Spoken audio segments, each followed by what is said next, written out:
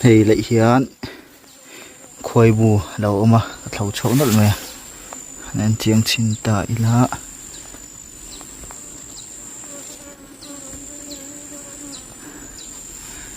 dù ô mà ngầm ô